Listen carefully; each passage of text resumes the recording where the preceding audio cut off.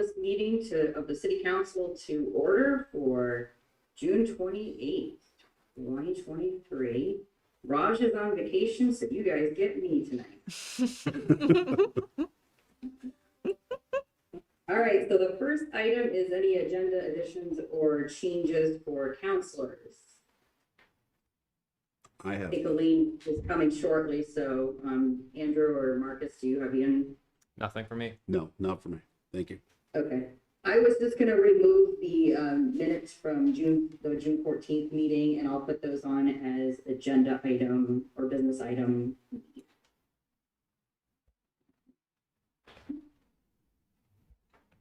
Just some couple of minor changes. I would entertain a motion to approve the agenda amended. So moved. I'll second.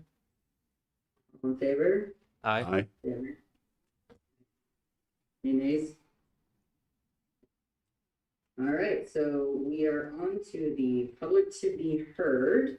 I don't know, you're just going to have to help me if there's any public there, but this is the time of the meeting in which if anyone wishes to say something about a topic that is not on the agenda, please feel free to raise your hand in Zoom world, or raise your hand in the room, and the folks in the room will let me know that you want to speak. No hands in the room. Hold on a second. Don't see any hands on Zoom, so we'll move forward with the resolution of appreciation for Howard Kimball. Okay, let me get this up on the screen.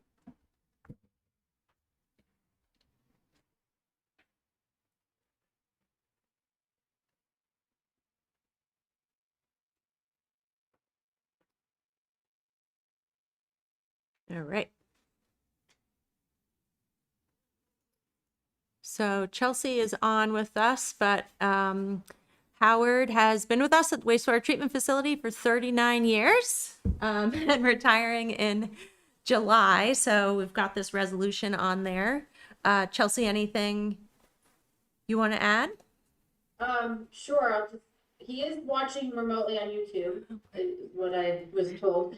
But he has been the second longest tenured employee at wastewater, and I'm pretty sure he's up there with city employees. And he was really the caretaker of our lab. He's been in there for over 30 years and did an excellent job. We always get compliments during tours on how clean and organized our lab is, and that's solely due to Howard and the pride he takes in our lab. And we're definitely going to miss his historical knowledge. One fun fact that wasn't in this resolution that he reminded me.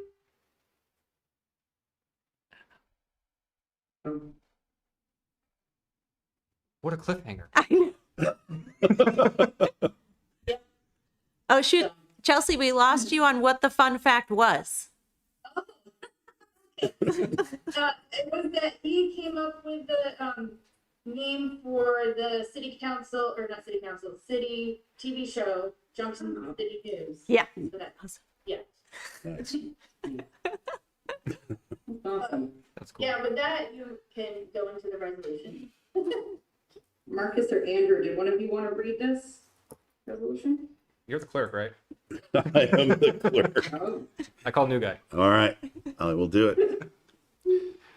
Whereas Howard Kimball was hired by the City of Essex Junction as wastewater operator on December 17, 1984. Whereas since that time, Howard's attention to detail and in-depth knowledge in wastewater treatment has led him to be the lead operator conducting daily and weekly permit-required laboratory tests for over 30 years.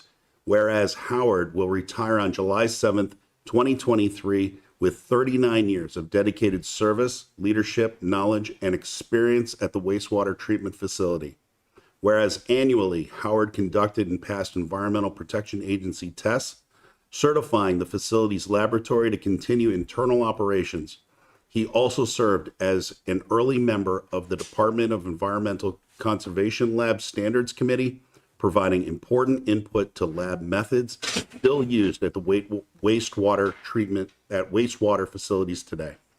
Whereas Howard was a founding member of the city's employee association, participating in several rounds of contract negotiations and served as president of the association for over 10 years. Whereas Howard was an active member of several trade organizations, including the New England Water Environment Association and Green Mountain Water and Environment Association, where he helped organize bus trips for wastewater operators to tour Deer Island, Boston's wastewater treatment facility. He was a member of the operations team called Sewer Marines, representing Vermont and New England at regional and national wastewater operation challenge competitions, placing in several categories.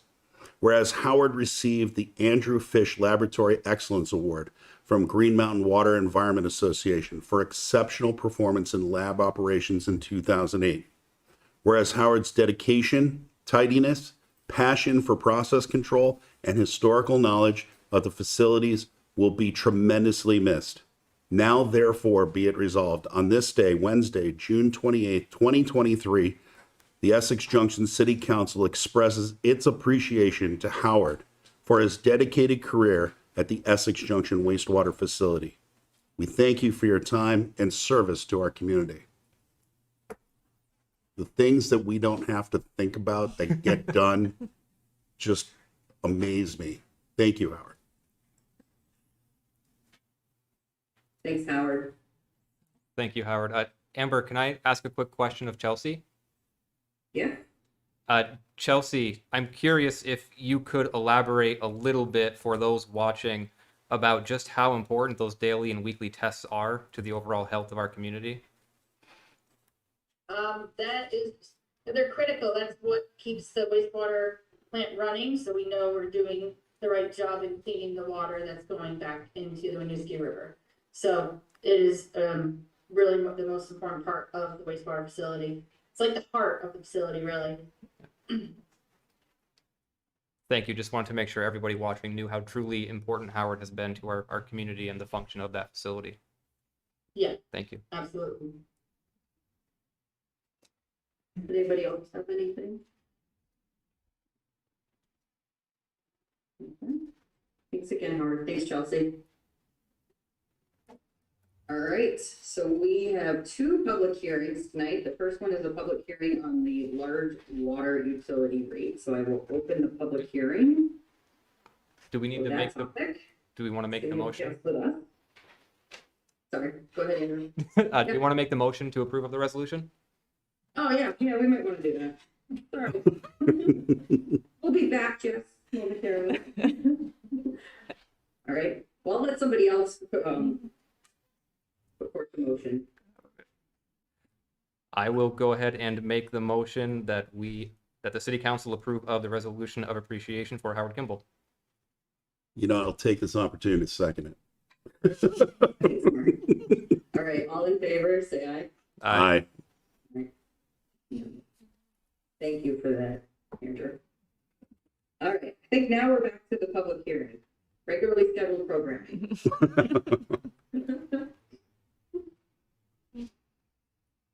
Right, I'm gonna share my screen here. All right, so we have the FY24 water, wastewater, and sanitation rate setting tonight. So this is the public hearing to kind of do the final review of those rates as calculated. The FY24 combined rates are an increase of about 12% over the current FY23 rates. Average cost to a user will be about $657 per year or about $55 per month. So the next slide shows all of the rates in detail for each fund, the fixed charges and the usage charges for each. Total combined increase over last year's combined rates will be about $70.72 per year, again, for the average user on the system.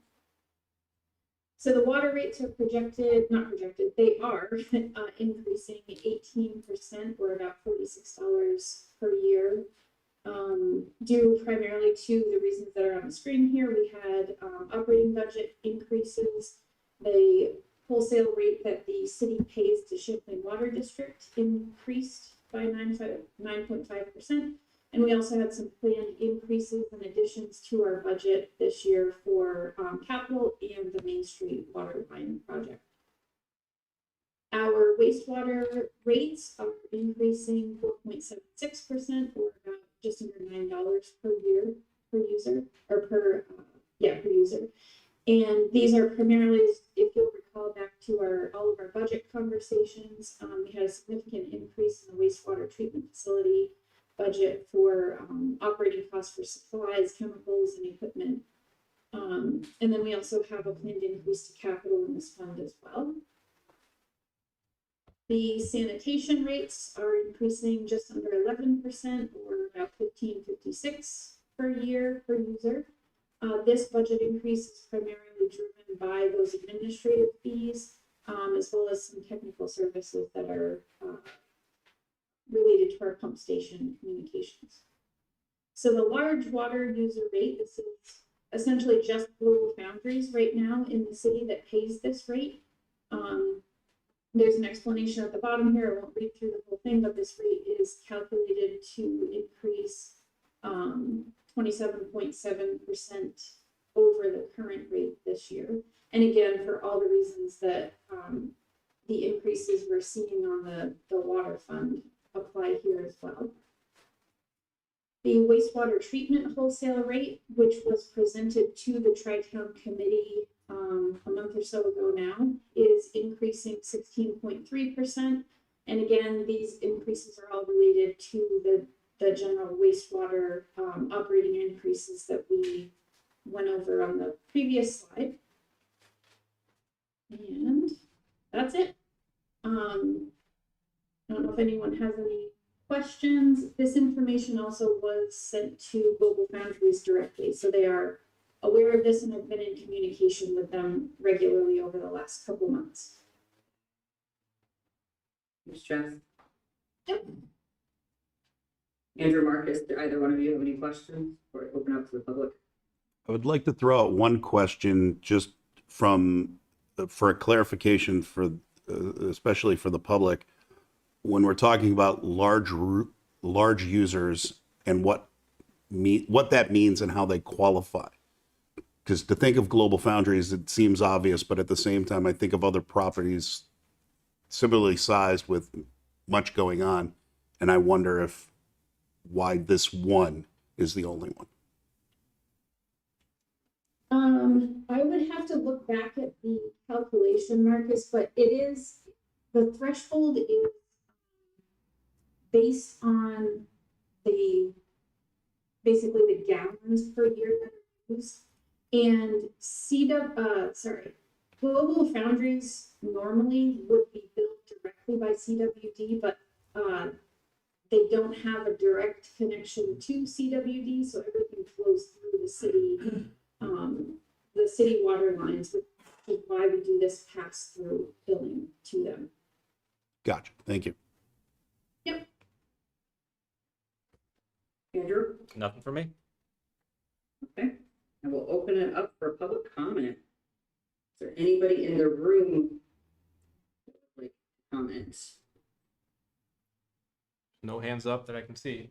Nope. Nobody jumping? Okay. Anybody online? Please raise your hand. Okay.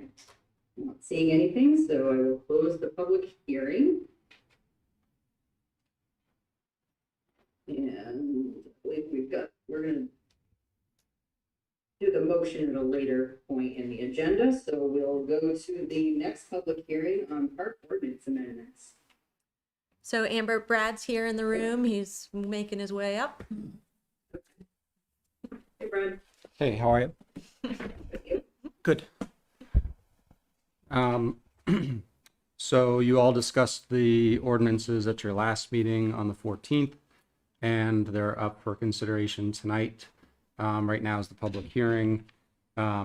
Basically, there are three things in the packet: the current park ordinances, which you can see are very outdated, and then a marked up version of the ones you saw last time and the changes that were made, and then a clean version is the third document. All of the changes that are in the marked up version and ultimately the final reflect either feedback from you all last time or feedback from legal counsel. So that's the impetus for them. If you have questions as to why some of them changed or the wording, feel free to ask. But there you have it.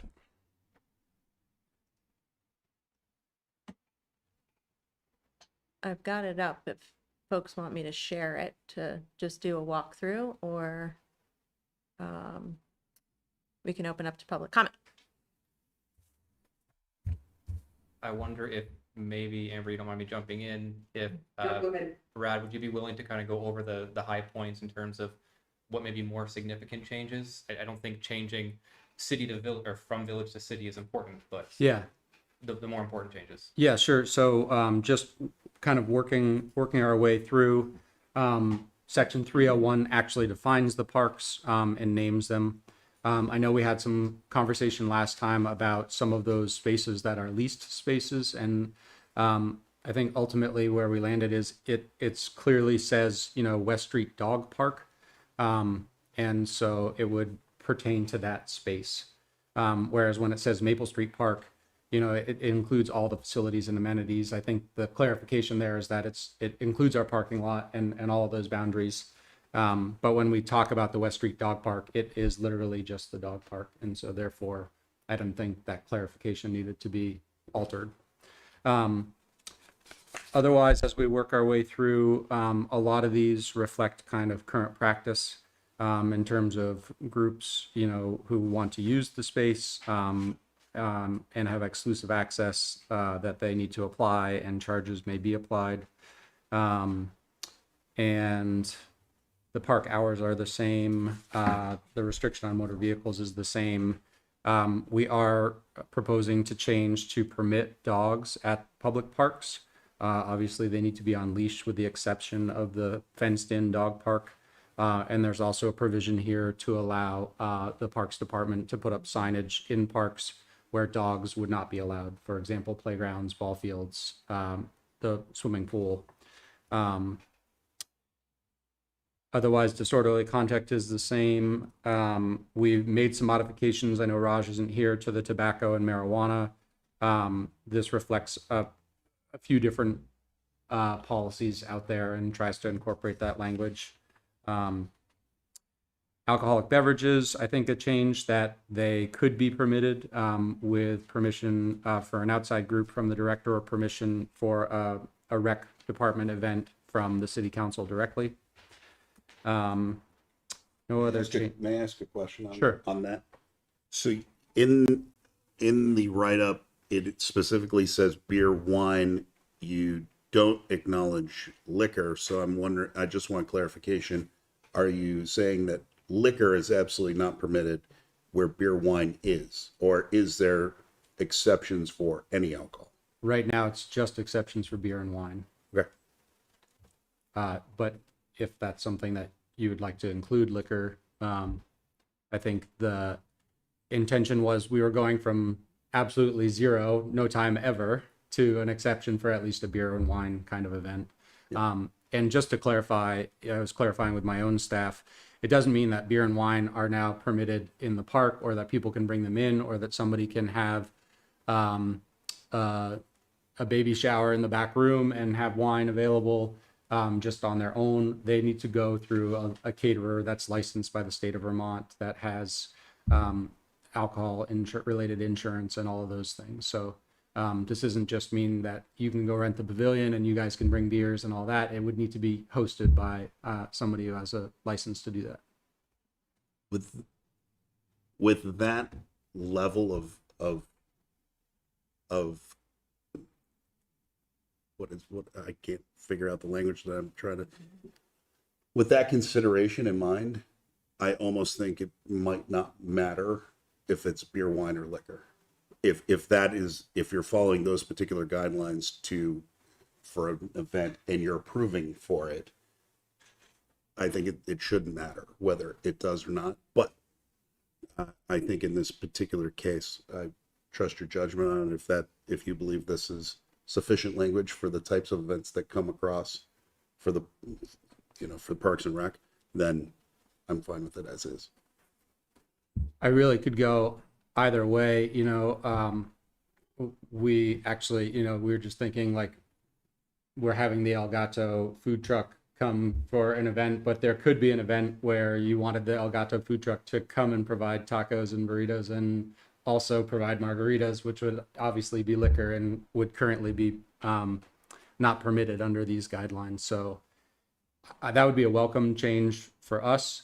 But I think that's up to you all. I think that's probably a significant, I guess I would leave it to you, Regina, if that's a significant enough change to warrant having another public hearing at a later date or not. But I think our intention was to ease through and allow this to happen by just going with beer and wine. I think you're right that there are going to be lots of protections, and it's not just people coming and pouring their own liquor. And obviously something like doing margaritas or some sort of event like that, could be of interest.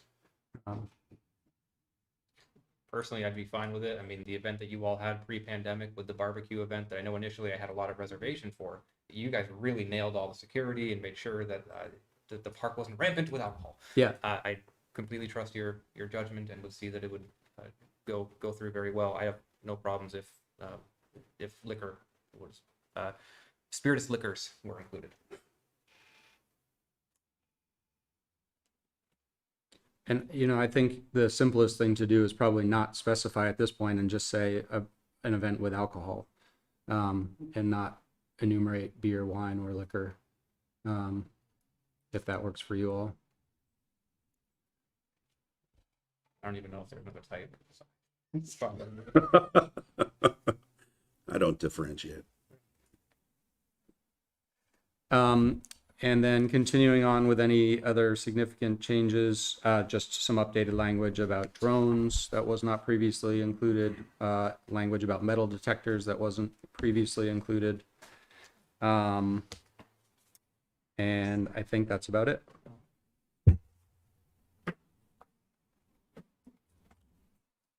Marcus or Andrew, do either one of you have any more questions? No, I'm fine. None for me. Okay. We'll open it up for public comment then. Anybody in the room? There are no hands up in the room. Anybody in Zoom world?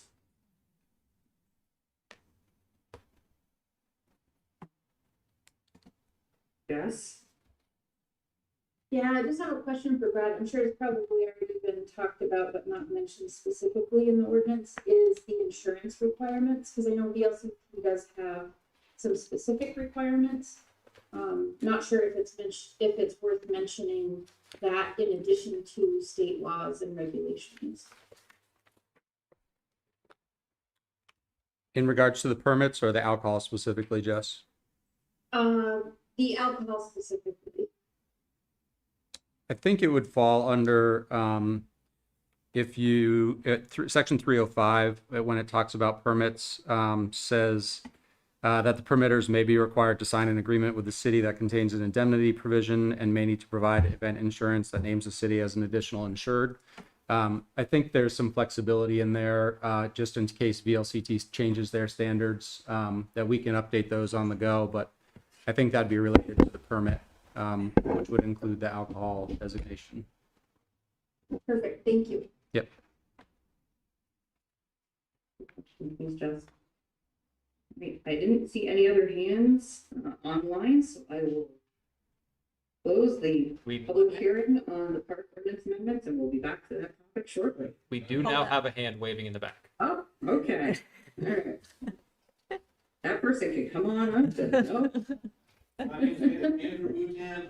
Sir, if I could just ask you to come up to the microphone, I just want to make sure that people online can hear.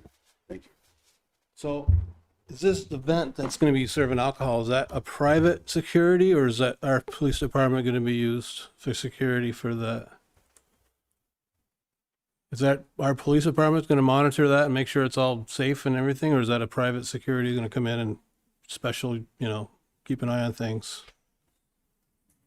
We wouldn't, You're asking if there is an event in which there's alcohol served, will the Right. security be private or the public, or will it be the police department? right, Right? we have insurance for it, but is that gonna tie up our police, or is that somebody else gonna be providing security?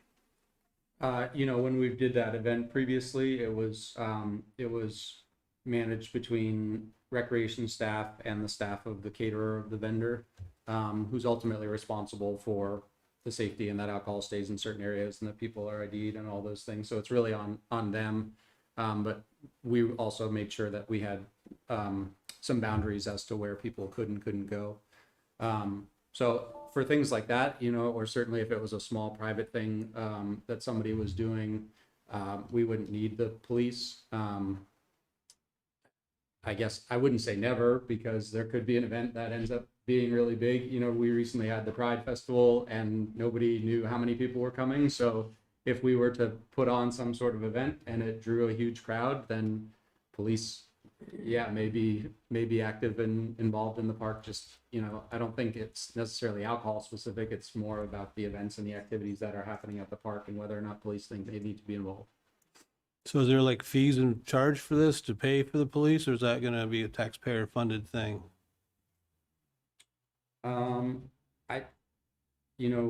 I don't envision ever allowing a private event that would require the police to be there. It would be more of a Parks and Rec related function. And so I don't think there would be any charges. We do have an agreement with the police department that if there are certain events that happen that are outside of the normal and require additional policing, that there is potentially a fee for it. So that kind of structure is already built into the contract with the town. It's kind of a wait and see how it goes, and ends up being, Yeah, more than simply because expected. we're just not sure, you know, it's one of those that we wait and see, and it's possible, but I guess I wouldn't say it's likely. okay, thank you. And public to be heard, has that already been gone by, or is that for, not on the agenda? It has, Andrew. Oh, okay. Any other public comments on the park ordinance amendments before I close the public hearing? Going once? Just the two changes I've outlined, Amber, are in section 315, subsection B, part A, replacing beer and or wine with the words alcohol being served, and same in part B, replacing beer and or wine with alcohol being served. And we're gonna talk about that. We bring that back in the business items. So this is just the public hearing, and then we'll talk about, I think your question to Regina also was, do we need to warn another public meeting so we can, public hearing, so we can chat about that in a few minutes. I don't see that anybody else had any other comments, so I will close the public hearing and we'll see you again shortly. Thanks, Brad. All right, so we will move on to business item A, which is a conversation with the Essex Community Historical Society.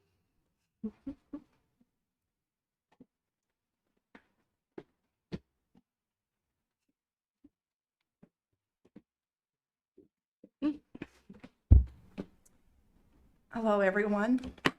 So I'm Ann Gray. I'm a member of the board of the Essex Community Historical Society. And I have two other board members here with me tonight. It's Jerry Fox and Scott Taylor. And the reason that we're here is that we had sent an email to the council members back in the spring. And it was suggested at that time that we come to a meeting and tell what we had said in the email, and also have you guys have the opportunity to ask questions. So I'm going to briefly review the email. The Essex Community Historical Society was formed in 1991, and the founders included the word community to emphasize that we served and supported both the town and the village. And the purpose of our email was to make all of the council members aware that we plan to continue to do that, that we will support and serve both the city and the town as we go forward. We have board members from both municipalities. Right now, I'm the only one from the city. We did have Tim German, but he defected. He moved way out of so, anybody that's interested from the city that wants to be on the board, let us know. We do rotate our annual meeting. We have, it's in October. It's the first Tuesday in October, and we rotate between the town and the city. We run the Harriet Farnsworth Powell Historical Museum up in the center. It's next to the library, and we do accept things into our collection from both the village and the town. Other things that we do, in case you didn't know, you probably do, but we publish a newsletter twice a year. We sponsor a Tales and Treasures program series from May through October every year.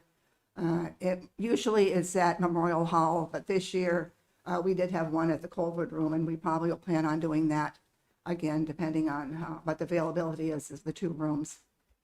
The last 2 years, we have put out a calendar as a fundraiser, and both the last 2 years, the first year it was sites then and now, last year it was businesses.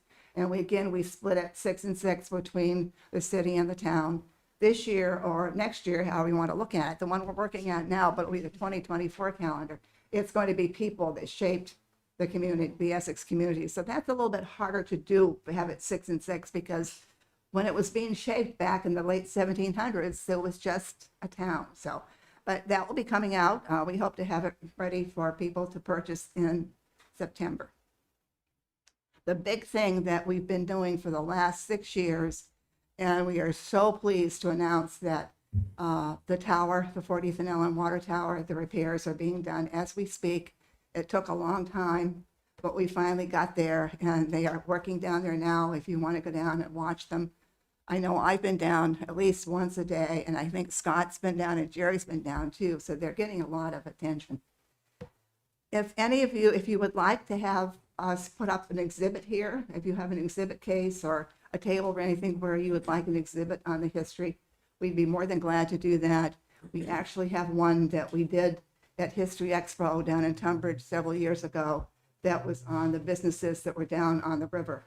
And so that's ready to go. We could bring it down tomorrow if you wanted it. So I think that's all that I have. Jerry, Scott, you want to add anything? Glad to answer questions. Yep. if we can. Yeah, so we'll open it up to questions. Anybody in the room have any questions? I have a question. For those who don't know, how would they be able to learn more about the Essex Community Historical Society? Like I said, we run the museum. It's open from June, the first Sunday in June, through this the Indigenous Peoples Sunday weekend, from 1 to 4, and we're also open on the second Saturday of the month from 1 to 4. That would be a good start to come there. We also have a web page, and all of our past newsletters are on the web page. So you could go out to the ECHS web page and look at the old newsletters. That would be, the people could do that too. And I'd love to congratulate you and Jerry and everybody in the Historical Society for your hard work in getting the grants that you needed to fix the roof of the water tower, and just the really persistent work that you did to make that come about. So congratulations and thank you. Thank you. We had some dark days. There was actually several years ago, we were even considering sending the money back to the people that donated because we didn't think we'd ever get there. But the town came through with money in their budget, and we got 2 big grants last year, which put us over the top. So they're working on it now. So That's great. Marcus? I am good at the moment, thank you. Thank you very much. We appreciate you coming in and getting us up to speed, and look forward to checking out the museum. okay, yes, please come. Sundays from 1 to 4, or the second Saturday from 1 to 4. Thank you. Thank you.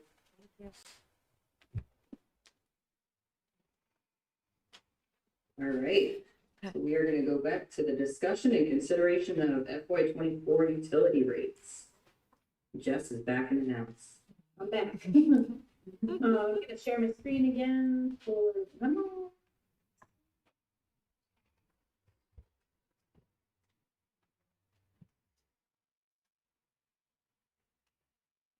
Can you guys see that? Yep. Okay, perfect. All right, so there's two things. One, I'm gonna answer Marcus's question from earlier, that magic number is 2.5 million gallons per day that qualifies someone as a large user on the water system. Just a couple. Um, Okay, got it. yeah, just. Not my house. You could use a little bit more water at your house, Marcus. The grass says yes. A lot of running toilets for that number. And then the other thing, I just realized in the memo that under the first sentence, I referenced FY '23 utility rates. That's not correct, it's FY '24. Everything else in the memo is, references FY '24, so it's good. But, so this just summarizes both the fixed rate charges and the usage rate charges for all three funds, water, wastewater, and sanitation, as well as the large water user rate and the wastewater treatment wholesale rate. So again, average cost to a city resident using 120 gallons per day will increase by about 12% or $71 per year. The large user rate is increasing by 3 cents per 1,000 gallons, 27.7%. And wastewater treatment wholesale rate is increasing just over 58 cents per 1,000 gallons, or 16.3%. Great. Any questions for Jess? No. All right. I know we already had public comment, but was there anybody else that wanted to weigh in on the utility rates for FY '24 in the public before we talk about a motion? Please raise your hand if you do. There are no hands in the room. Thank you, Andrew. I'm not seeing any online, so I will entertain a motion. I'll move that the city council approve of the FY '24 utility rates as presented. I'll second. Great. All in favor, say aye. Aye. Nice. All right. We're good to go. All right, thank you very much, everyone. Thanks, Jeff. Thank you, Jess. We're back to Brad again. Our ordinance amendments. So just those two changes from the current draft in regards to section 315.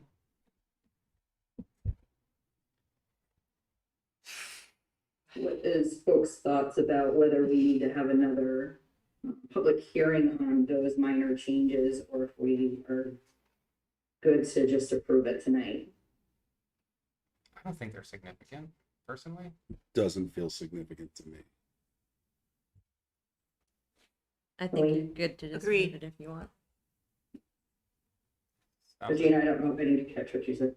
I think you're good to go to just move it if you'd like to. Okay.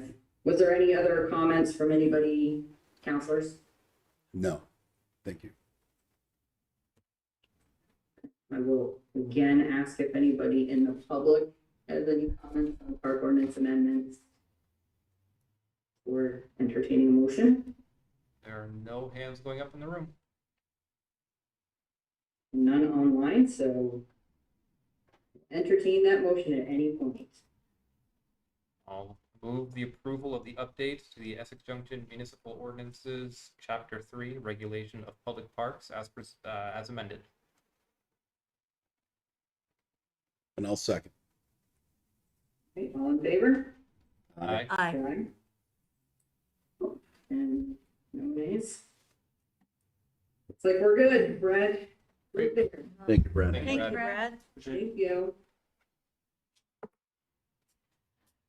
Great, so next we are shifting into the interviews and consider appointments, and we have a number of committees.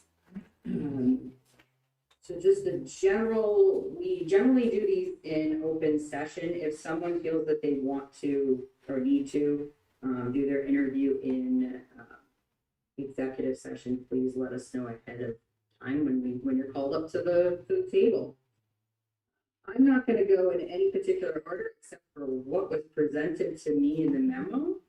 So we'll be the Bike Walk Advisory Committee. There looks like there. Well, Regina, did you want to say something about this? About the appointments, or do you want to take it away?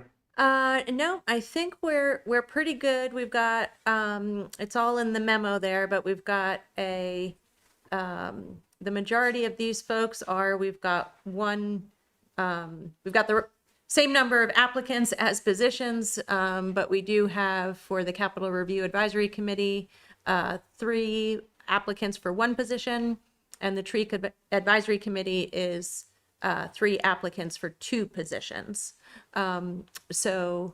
And as folks know, you also have the CAB, which we talked about at the last meeting, and we'll be talking about that again at the end of July. We will also be looking at the Housing Commission probably at that point too, hopefully also with a charter for the joint Housing Commission at that point. So I'll just say generally for folks, we have the Housing Commission that we could use more applicants for. And we also still have out there the Chittenden County Communications Union District position also for a municipal rep for that. Great. All right, so we'll start with the Bike Walk Advisory Committee, the 2 open positions there. We'll start with Philip Beaver. Phil is. Hello. Hey, Phil. Apologies for not being there in person. No worries. So we have your application. I'm just gonna start with, is there anything that you want us to know that is not in the application? No, I pretty much said what I needed to say in the application. I will say one more, actually, yeah, I will. Walking and biking is good for business. Driving is bad for businesses. When I'm going at 30 miles an hour down the road, there are so many considerations if I want to stop and get a cup of coffee. If I'm walking, I have a block, 2 blocks, 3 blocks to say, oh, I really want a cup of coffee. Oh, I really want a cup of coffee. Oh, no, I really want a cup of coffee. Oh, it's there. I'm going to stop and get a cup. Another thing is that we moved here not too long ago from Winooski. And when we arrived here, we put up Black Lives Matter and Pride flags by our house. Twice they were cut down. Right, the grommets were still on the flagpoles. We decided to paint a mural on our house to show that we're not going to be afraid. We're not going to be scared. I firmly believe that if the people who did that knew who we were, had talked to us, had seen us in line at Martone's and had conversations with us, that wouldn't happen. So when I say that walking and biking is good for businesses, it's also really good for people. Okay. All right. Marcus, Elaine, or Andrew, do either any of you have any questions for Philip? I do. I would like to ask you, in reading your application, let me ask you for 2 quick examples, if you don't mind. First, an example within the city that you believe we are immediately falling short in helping bike walk. And then if you can give an example of something you've seen in another community that we don't do, that you believe we would benefit from. Can you give that example? Someone's knocking on his No. door. Apologies, there's a naked child who needs underwear. We don't get that in every meeting. Normal council meeting things. That question. I heard, is there examples of ways that we can make Essex Junction a more walkable and bikeable place, and things that I've seen in other communities? Was that the gist of the question, or was there an additional part? Yeah, no, if you can give me one example of an area in the city that we're currently falling short, and one example from another community where you believe we can benefit from that example. Awesome. First one is bike infrastructure. When I say the word bike infrastructure, people automatically think bike lanes. Essex Junction has bike lanes. But there's more innovative ways to do this than simply drawing lines in the pavement, which could potentially cut off parking for people who may need to park closer to businesses in order to get there. When I lived in Portland, Oregon, there were these beautiful bike lanes that were put down a major street. In order to put out these beautiful bike lanes, they had to take parking away from a church. That ended really poorly. People were not consulted. What Portland also did, which was fantastic, is they put small rotaries at intersections. What these small rotaries did is it made it annoying for cars to drive down these streets. People knew where these small rotaries were and took other streets. So naturally, with fewer cars on these streets, there were more bikeable. This was bike infrastructure. Specifically on a place like Pleasant Street, where I live, a small rotary at the corner of East and Pleasant would not only make people slow down on the street, but it would have people take alternate routes and allow bikers to not have to bike on major roads. Did that answer your question? Yes, thank you. Any other questions? The only question that I have, since Marcus asked such a great question that I was planning to ask, thanks, man. With what you talked about in terms of immediate things that we could do in Portland, Oregon, we don't quite have the budget that Portland has. So in terms of having great ideas, are you also, would you say you're somebody who is patient and willing to provide great ideas, and also being okay that it might take quite a few years before some of those things could be implemented, if they were? I will answer your question obliquely and say that I was a classroom teacher for 10 years. Good answer.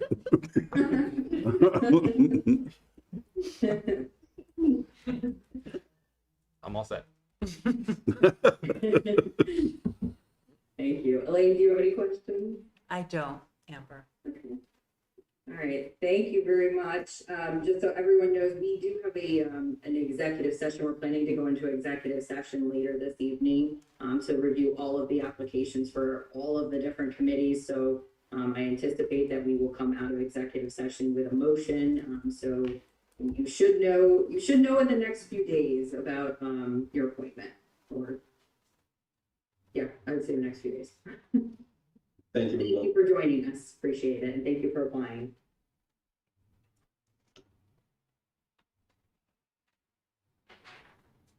All right. And then we've got Russ Miller Johnson.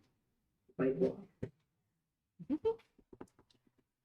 Russ is here in the room, Amber. Thank you.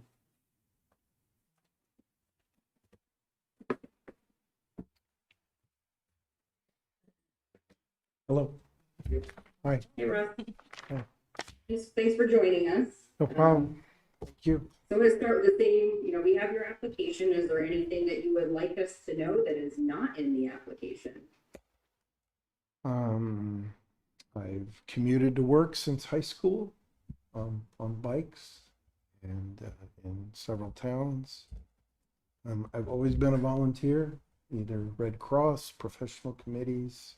You're speaking to the microphone. Oh, sorry. Students engaged in engineering, and I'm looking to have to pay it forward on a bike and walk committee at this time. So I think I bring, as a engineer, I'm not a civil engineer. I don't understand roadway regs or any of that. I'm looking to learn some of that, but I do have an understanding of costs and not backing people into a corner as you're trying to get things engineered. So, Any questions for Russ?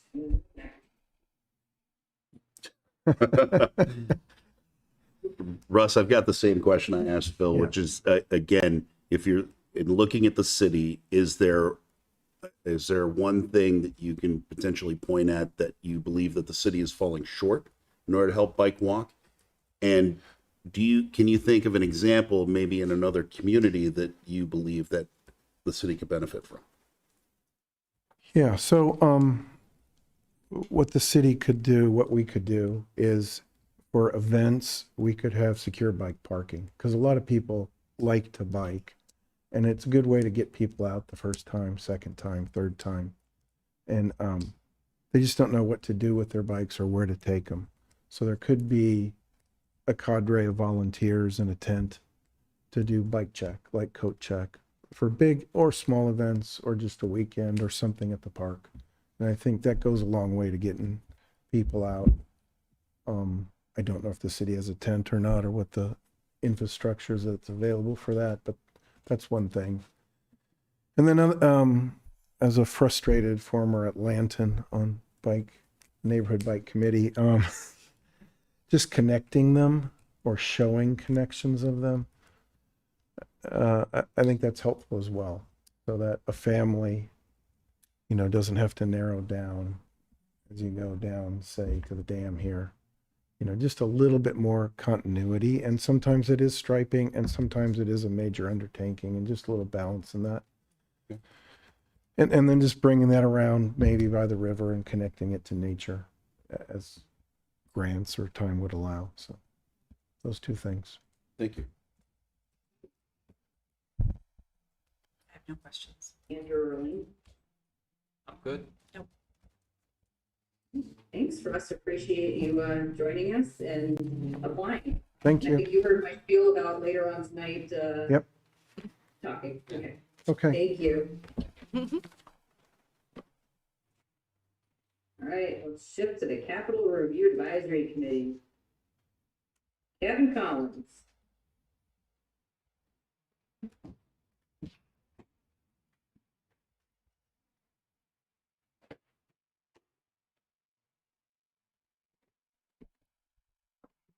Hey, Kevin. Hi.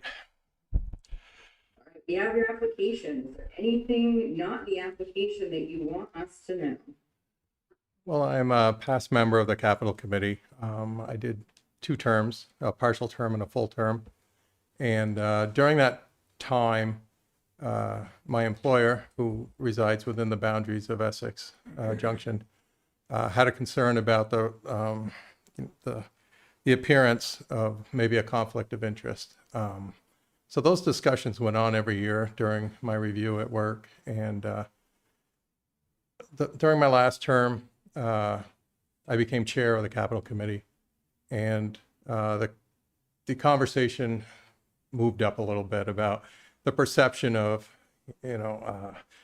of an employee, me representing them and not myself within the community. So I understood their concern. So at the end of that term, I stepped aside. It was during COVID, and it was when you were working on the merger and separation discussion. So the Capital Committee had kind of slowed anyways. So I thought it was a good time just to step aside and avoid the perception of a conflict of interest with a local employer. But since then, my employment has changed, and I am interested in the Capital Committee again. I believe there's been 4 meetings since I stepped aside. The first one I attended through a Zoom meeting and as an audience member. I missed 2 in the middle, and then a few weeks ago I came to the meeting and I was allowed to discuss the local option tax, the possibility of a policy with the city council. So I've stayed in touch with the Capital Committee throughout that time, and interested in getting back on that committee.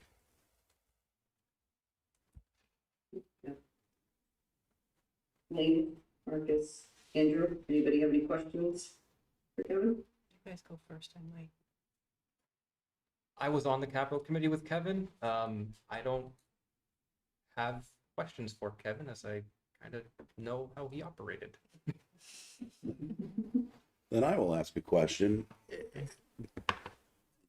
Just when you look at, or when you've looked at capital projects, and this will help me get a better understanding too, those things that are not critical, what do you think is one of the most important factors in trying to prioritize our capital projects? Well, our matrix should take that all into consideration. Our scoring criteria should, the way that's been laid out, and Andrew was one of the originators of that. We've added categories over time as we saw situations change. But we really rely on the scoring of each project. I don't know if you've seen that scoring matrix yet, but No, I look Okay. forward to it, yeah, but so yeah.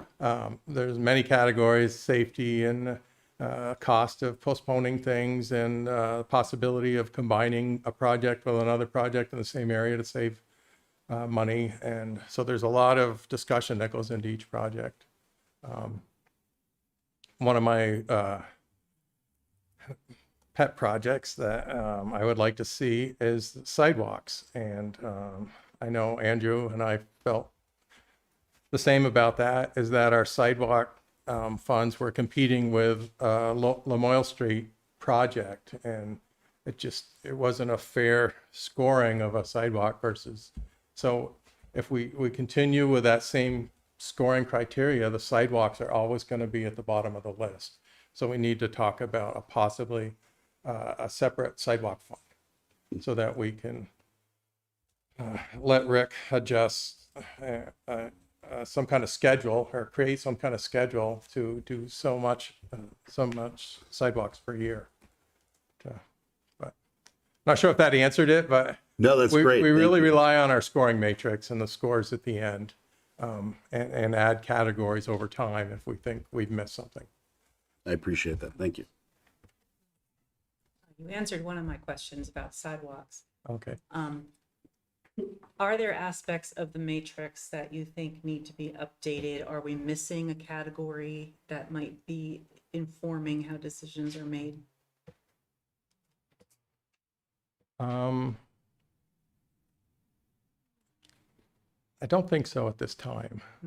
I think those decisions are made as we score a project, and maybe back to what Marcus was saying, if you have a gut feeling that this should have scored higher and it's more important than it actually showed up on the matrix, then what do we miss here? What could we add to the scoring criteria to this project really should have come out higher than it was? And that's when we look at adding categories. I think we added 2 categories during the time I was on there. So Thank you. it's kind of an ongoing adjustment. Mhm. It drives scoring of all the projects again when you change your matrix. Kevin got to be part of the rescoring of all projects. Yes. Anything else Kevin wants to know? No, I think that's it. I just look forward to possibly getting back on the committee. Thank you. Thank you. Thanks for coming out. Thanks for applying. And I think you heard we're going to talk about this at the end of the meeting, and we'll be in touch. Okay, thank you. Thanks.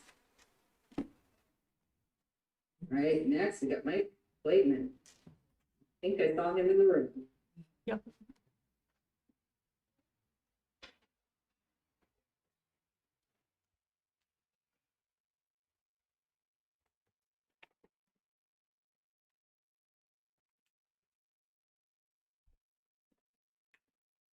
Good evening.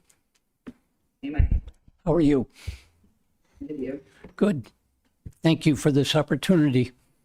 Yeah, absolutely. Thanks for applying. So I'll start with the same question that I started with everybody, which is, we have your application. Is there anything that is not on the application that you would like us to know? Just 2 things real quick. I pulled the matrix and the working documents from the last meeting that you folks had, which I believe was back in July of 21. And I've just reviewed those real quick. I'm impressed by the ranking system that you have in there. To my untrained eye, it was impressive. The other thing is I was away on vacation when you had the meeting on June 6th, and I wasn't able to phone in and listen to that, but I wish I had. But other than that, basically the application said everything to you folks that I wanted to say. I've just, I enjoy public service, and I still have some energy and some time that I want to give. So Appreciate that. Marcus, Elaine, Andrew, anybody have any questions for Mike? Mike, you were on the committee that planned the police department. that's right. Maple Street, and then the second committee to repair the police department when the parking lot had an issue, I think. That's right. So what kinds of experiences did you have on that committee that could inform your membership on this committee? I think those are two really good examples of experiences, especially working on the building at 81 Main. But I think being a general contractor for 35 years and being in my own business for 25 of those 35 years, I think the experiences of running your own business and having to buy equipment for that business and you know, the capital that you have to invest for being able to run a general contracting business. Again, not on this scale, but I believe those skills are going to be the same from that vocation to working on this committee. So I think those experiences will help me hit the ground running. I am good. Likewise.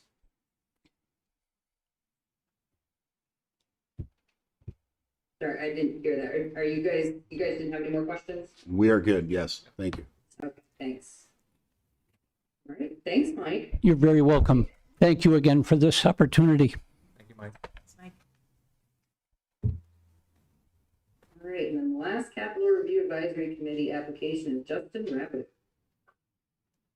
Hello, good evening. Can everybody hear me okay? Yeah, thanks, Justin.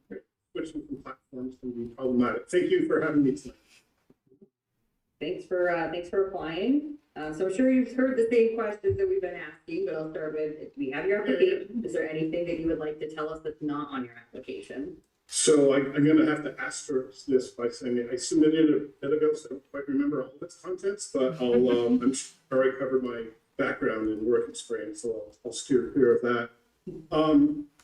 We, in my family, we volunteer. I've done a lot of work within the St. Lawrence Parish community. Essex Eats Out, Serve Your Neighbor Day, Community Days. I have served on two past Essex committees. The one that was just discussed with Mike, I co-served with him on the Public Safety Committee that resulted in the siting of the police station. And I also served on the Public Works Consolidation Committee, which was probably 2018-19 range.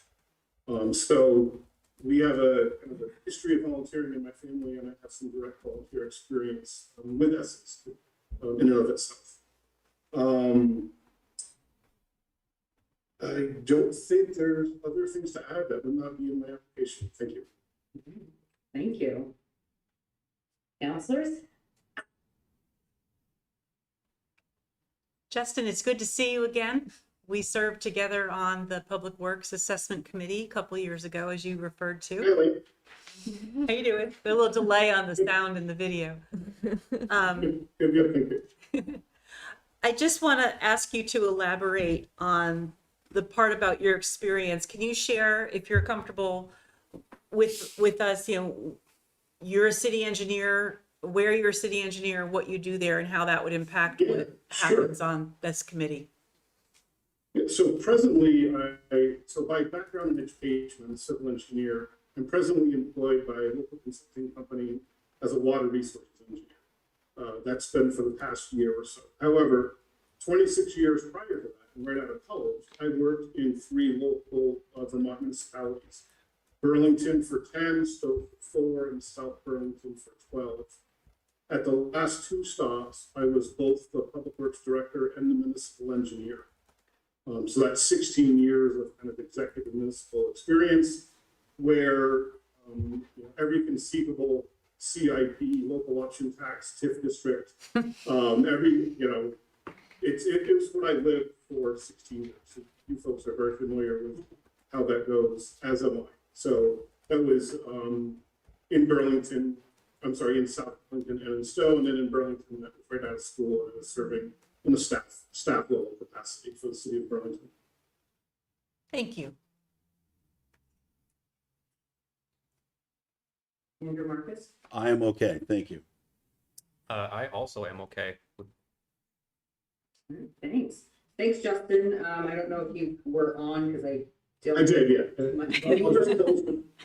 I'll just close with saying, I've known Mike a long time, we spoke previously, and certainly Mr. Collins seems like a very accomplished and experienced person in this regard. So the community is really lucky to have 2 people that are interested with the level of background and experience with the ability to serve. So congratulations to Essex for creating that environment that kind of fosters the spirit of folks being here tonight to talk to you all. So thank you, and however this turns out, we wish you all the best. Thank you, Justin. Appreciate it. Have a good rest of your evening. Thanks. All right, shifting gears to the Development Review Board. Mr. Alden. Good evening. Hello. Hi. All right, so same first question for me. Anything on your application or anything that is not on your application that you want us to know? I don't believe so. I think we've got a great committee, but they're relatively new to the DRB effort, Planning Commission and decision making. So there's a lot going on right now. We've got a number of projects that come before us, and the staff is sort of getting up to speed too. So it's been a little bit of an interesting last year, let's say. But I think it's going well, and I feel like we've got starting to get some momentum behind us as a group, and things are looking good, looking forward. Great. Counselors? I do have a question. Looking at your application, one of the things you mentioned was your desire for more joint meetings. So I'm curious about, in the short term, rather than looking backward, looking forward, how can we in the short term improve upon this situation to make sure that you are feeling that the committees are working together, the council is working together with them, and that everyone is being heard? Right, scheduling meetings. I think that we aimed in the past to have quarterly meetings or biannual meetings together with. At the time, we were doing some planning with the town planning commission, but really there's a lot of interaction that goes back and forth between the council and the boards that serve at its pleasure, and I think sometimes we tended to feel like there were ideas floating around that were germane to the planning effort that maybe we weren't as aware of as we should be, and I think the only way to solve that is to get us all together more often. Now that the DRB format is in place, it's a little bit more of a, we take the rules as they exist and we apply them as we see, as they should be applied to the best of our ability. So there's a little bit less about what the intent behind the rules are. It's a little bit more about what's actually on the page. I think, it's still good for the planning commission, the DRB, and the council to all get together so that that train of thought from you folks to the planning commission, to the staff, and to the DRB can remain intact. And as we're still in a period of transition, I think that's really important. Do you feel that you need assistance from the city council to achieve this, or do you believe right now that the committees are empowered to be able to do that as well? So that, again, the DRB and the planning commission can on their own coordinate that communication and make that happen, or do you need do you need further assistance from the council to make that happen? I think we need assistance from the council. We probably need the council's blessing and general direction wherever you may want to give it to us, but with staff's help, I'm sure we can manage to get ourselves together. Thank you. I'm good, thank you. I am also all set. Thanks, John. Appreciate it. Be in touch. Thank you. Have a good night. You too. All right, so we have planning commission, Patrick Schoen.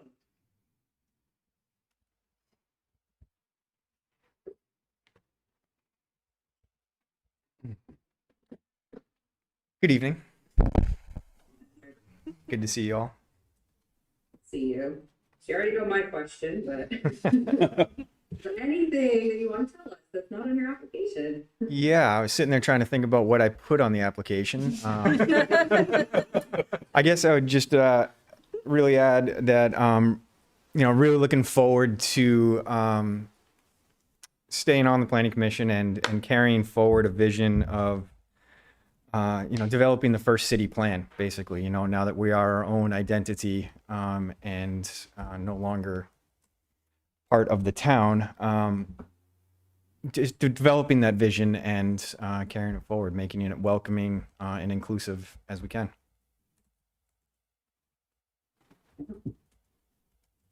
Right. Counselors, any questions for Patrick?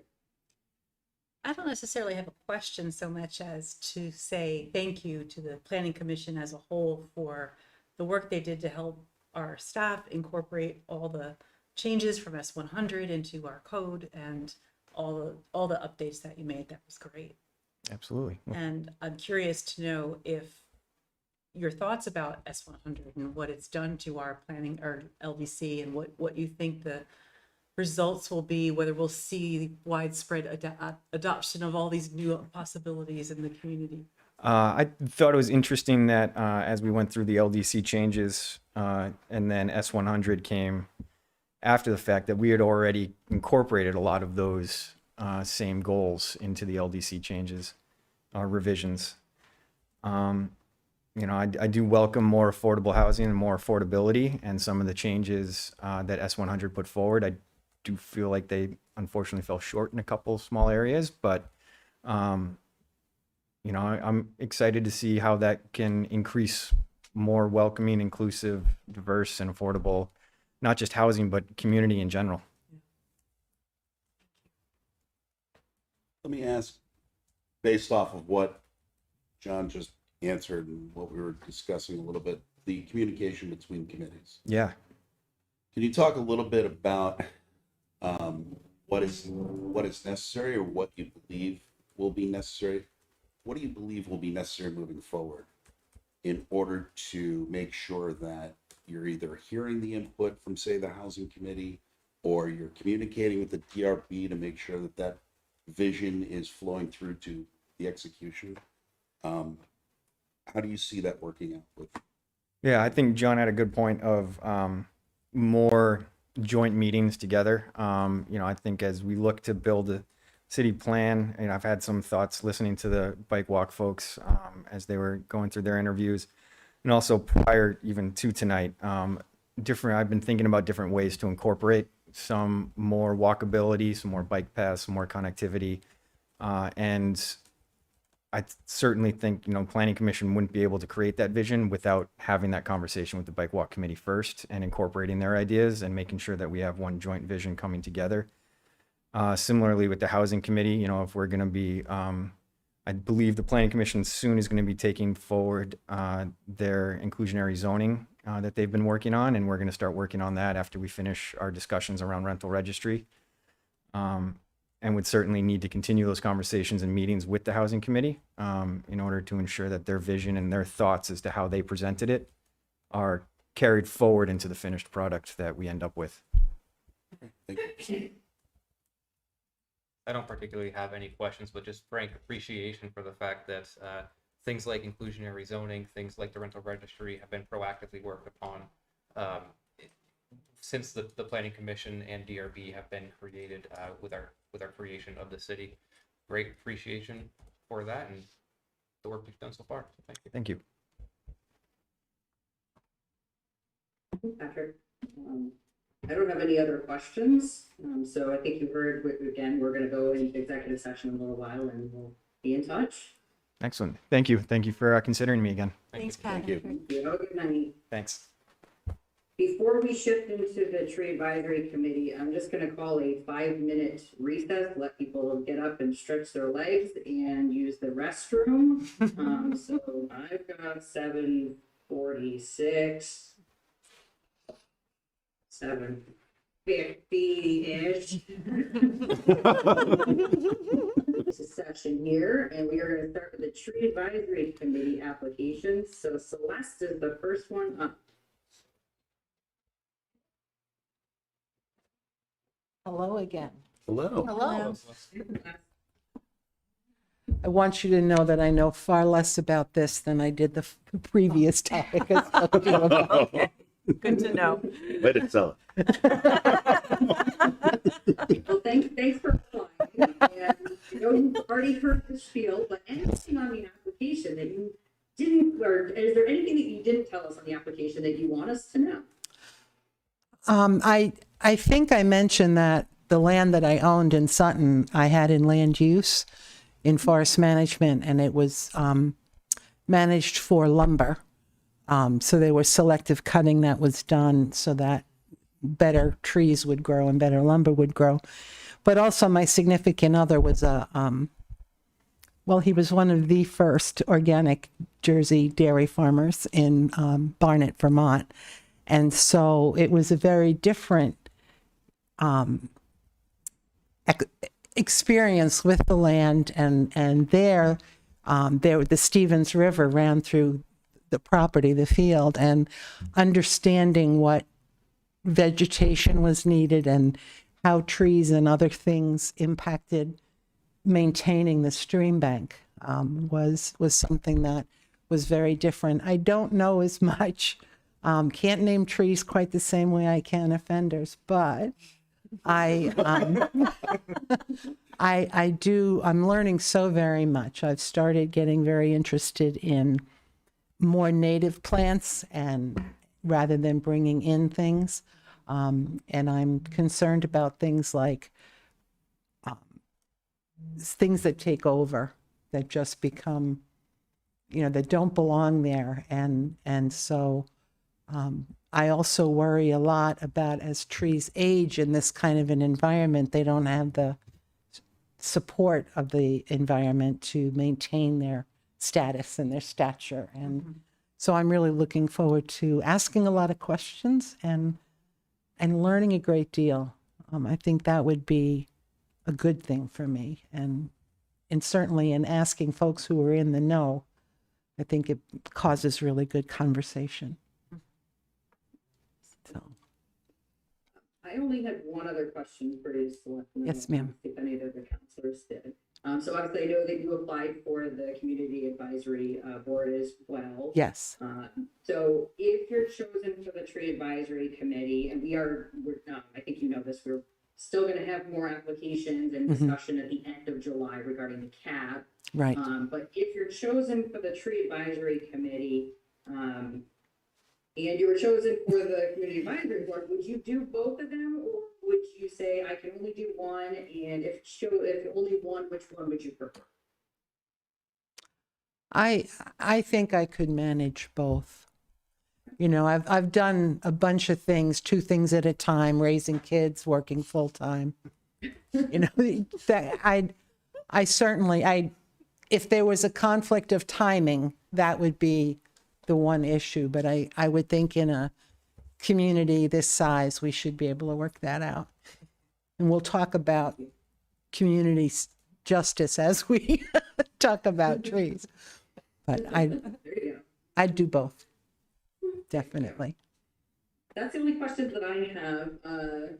Counselors, anybody have any questions for Celeste? I'm set. I'm not going to be able to stay the whole time like I did the last time, but thank you for the work you do. Well, before you do go, I have a question for you. Yes. So one of the things that does make the Tree Advisory Committee a little different than some of our other committees is that the Tree Advisory Committee is very hands-on.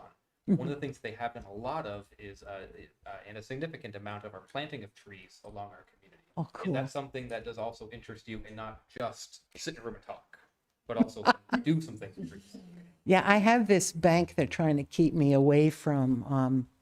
I live at Brickyard Road, Yep. and it's the Brook side condos, and you're not supposed to do anything on that bank.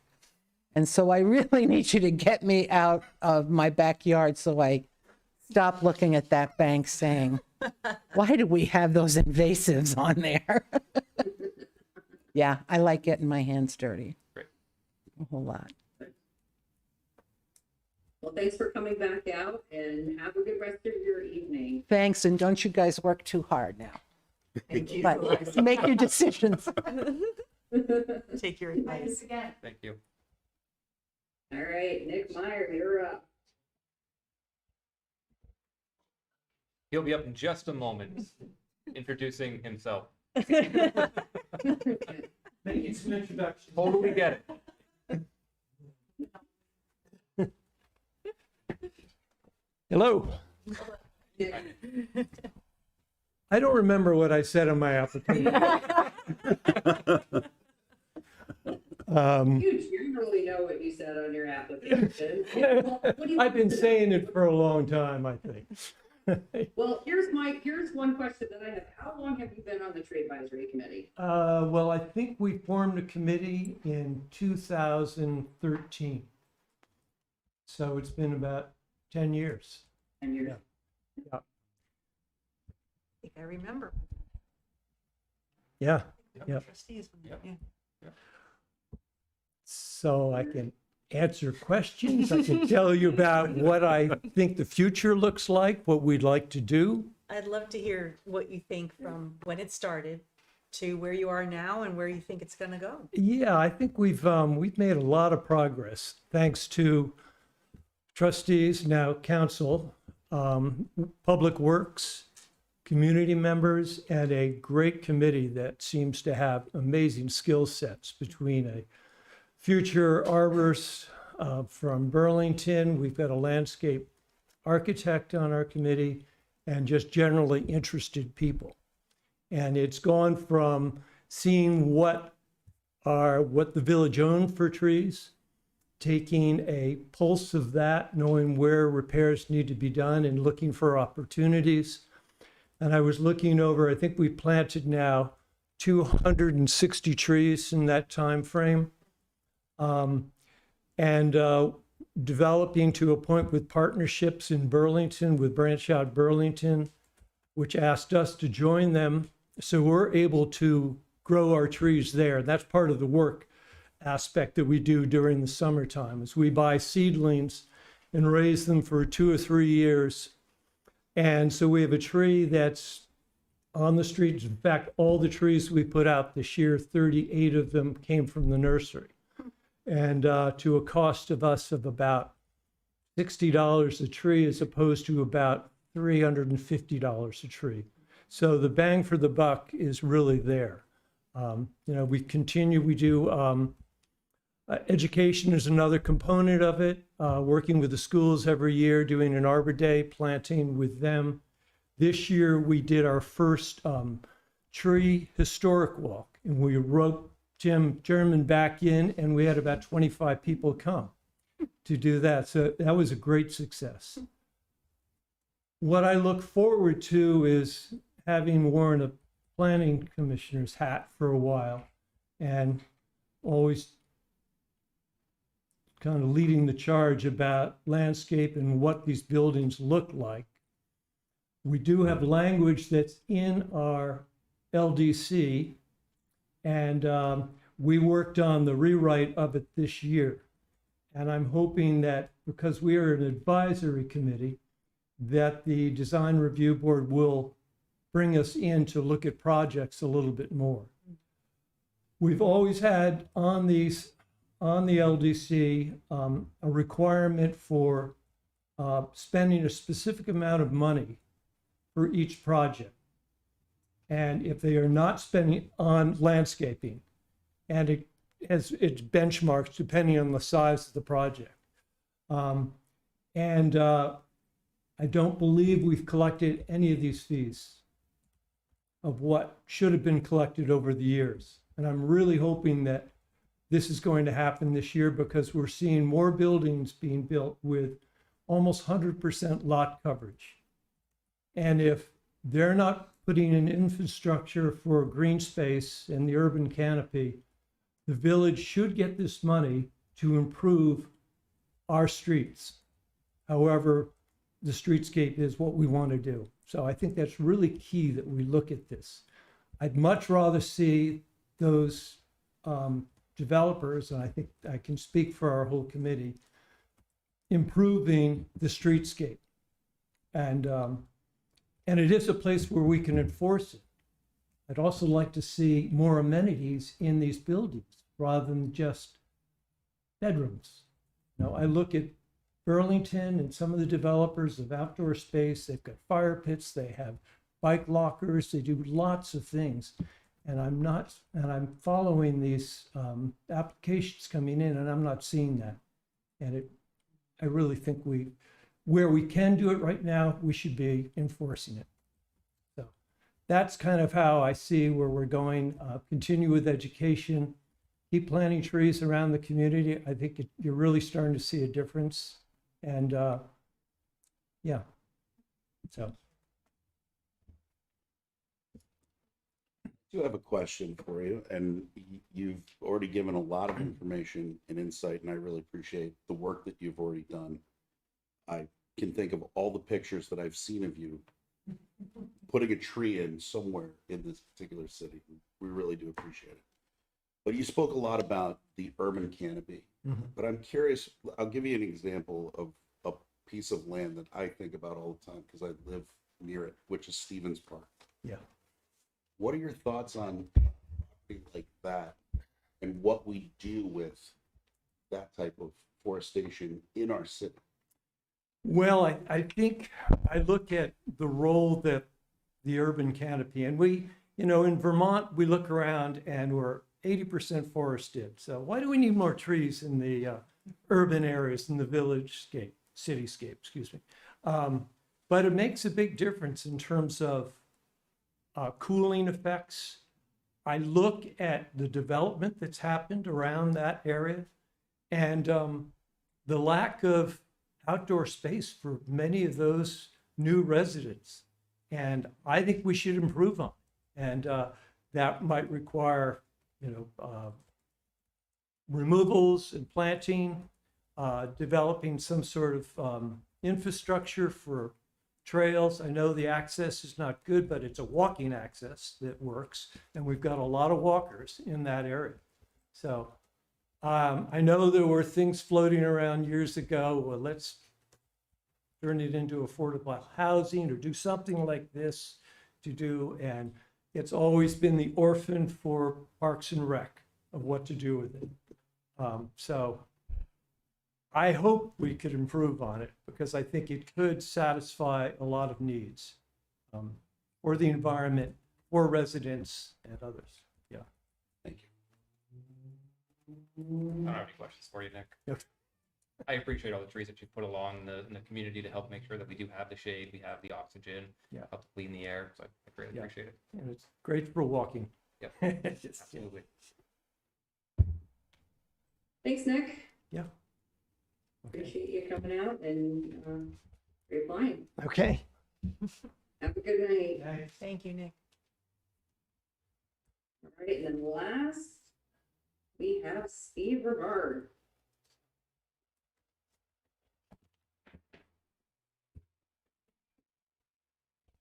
Good evening. Okay. So you've heard my question already, but. I have.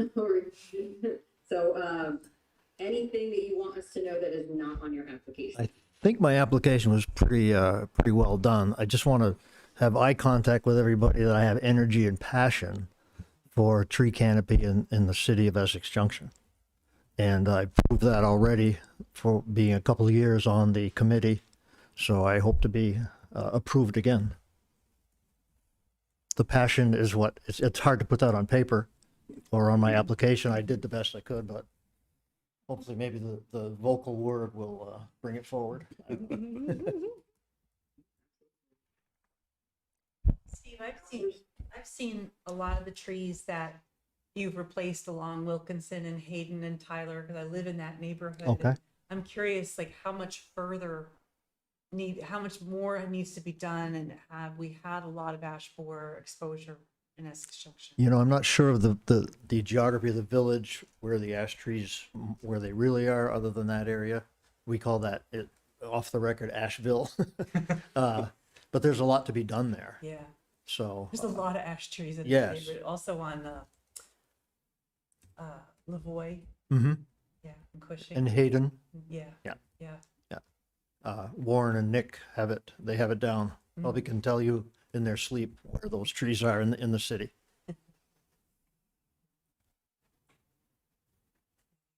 I'm okay for the moment. Thank you. I also am as well. Okay, thank you. Thanks, Steve, for coming out and reapplying. Greatly appreciated. And we're going to go into executive Thank session you. shortly. Thank you. Thank you. All right, so we will come back to the executive session portion to talk about applications. So we'll go to item E, which is the minutes from June 14th.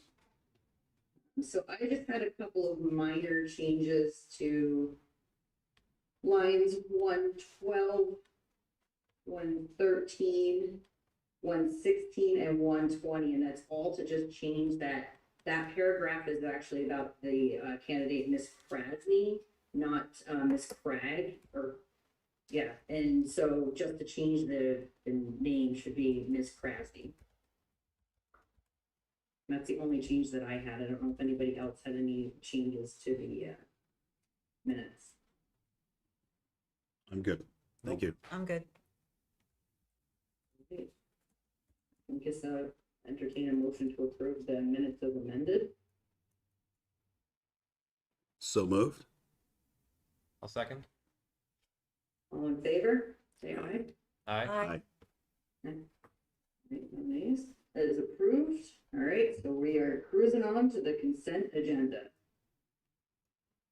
Can I ask one question about an item on the consent agenda? Sure. The liquor, there's an item in there about the liquor commission, liquor license. I was trying to find the exact thing, but there is an item in there to approve the license for, as it's worded, the scale.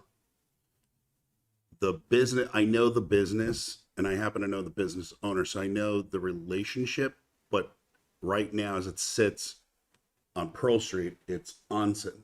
So I don't know if that matters in the document as to whether or not it refers to it as the scale or Onsen.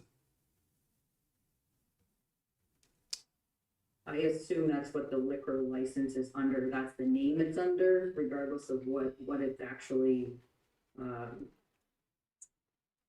the name on the side of the building. But Regina, I don't know if you know any more information. Yeah, I would assume that as well. Because, you know, the liquor licenses, they do basically everything through the state process and is through the portal. And then it basically comes to us kind of by way of that. So I assume that is the correct name for their license. Okay.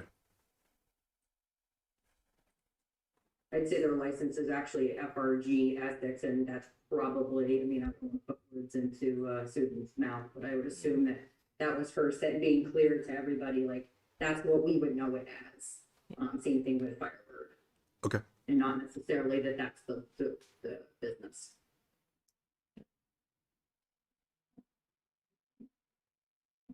So anybody else? I just wanted to make a quick comment, Amber, about the Whitcomb Farm agreement. Just to express gratitude to the Whitcomb family officially for providing access to the public to this enormous piece of property. It's the only agricultural land in the city, and it is an outstanding resource. And just want to make sure the Whitcomb family knows how important it is to all of us and what a great resource it is, and thank them for sharing it with us. I walk it all the time. It's a fabulous place.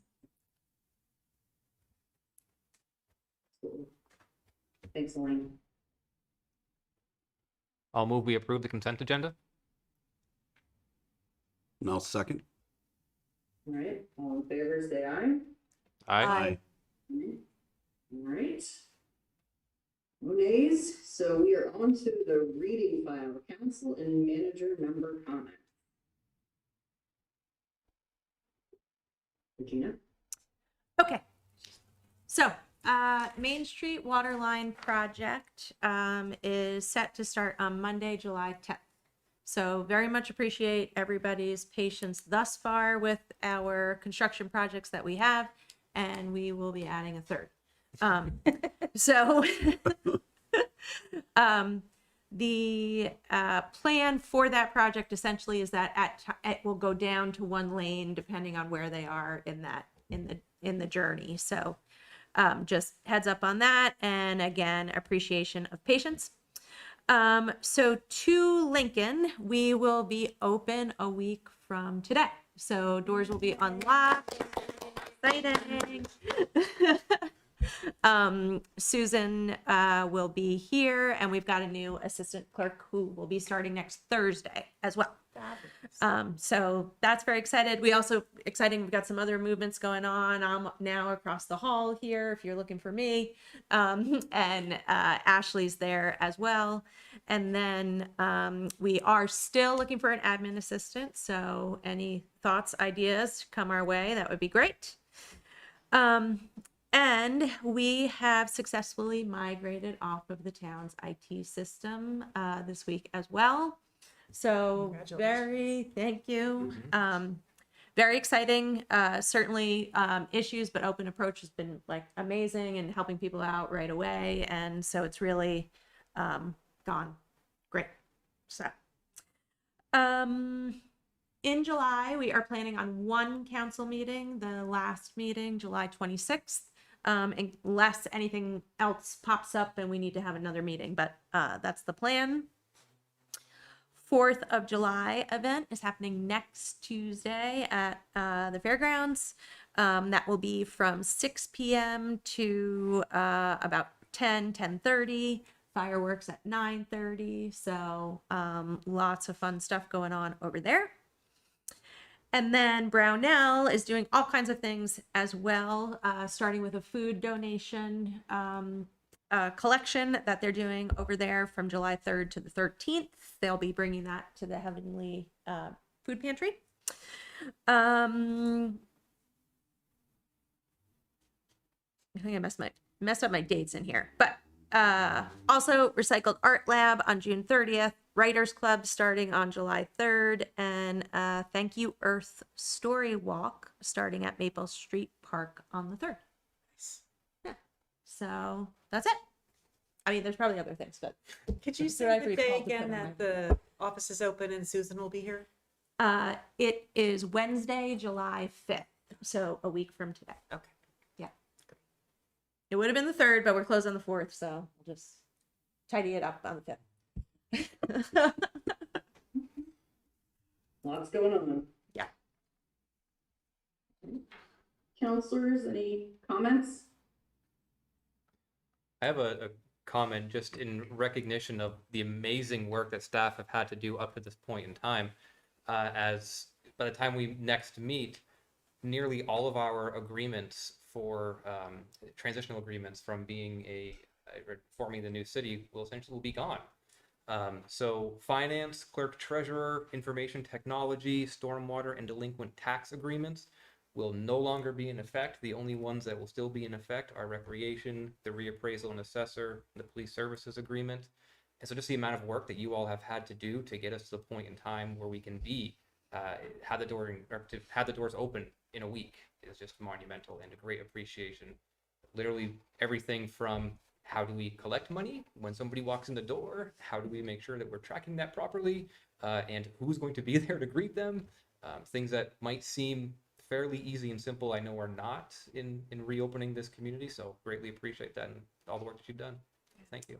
Awesome. Thanks. I will share that on with the staff. Just tax delinquencies, I think we're still sorting that one out. Okay. All right. Thank you. Mark Serling. I'm okay, thank you. I'm just super excited to be able to show up and not have to hit the doorbell. I agree with me as well, especially because I can never remember the code to get in. Gonna look it up every time.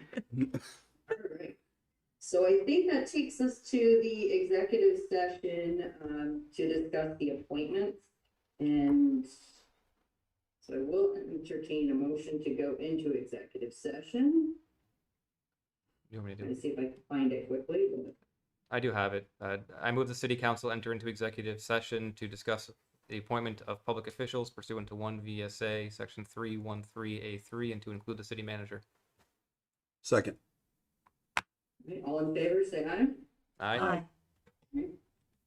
All right, so we are going to go into executive session. We are going to come out of executive session with a decision, I believe, tonight for town meeting TVs. Just so that they know, and for any, and does anybody have that motion, or you want me to just take a stab at it? I will bounce between the two sheets and do it, so I can do it. Okay, thanks, Marcus. No problem. I will make a motion to appoint to the Bike Walk Advisory Committee, Philip Bieber and Russ Miller Johnson. I will make a motion to appoint to the Capital Review Advisory Committee, Kevin Collins, Michael Plagman, and Justin Rabideau. I also need to make a motion that we are going to increase. No, you don't. No, I don't need to talk about that. Okay, never mind then. I'll make a motion to appoint to the Develop Review Board, John Alden. I will make a motion to appoint to the Make a motion to appoint to the Planning Committee, Oh, yeah. Sorry about Patrick Sheld. And I'll make a motion to appoint to the Tree Advisory Committee, Nick Meyer and Steve Rivard. I will second those motions. All right, all in favor, say aye. Aye. Aye. All right, no nays. Congratulations, everybody, and thanks for all the applications. So I think that wraps it up for us, so I will entertain a motion to adjourn. So moved. Second. All right, all in favor, say aye. Aye. Aye. Okay. All right, thanks, guys, I appreciate it. Thank Thank you, Amber. Have a good Nice night. meeting. Have a good night. Bye.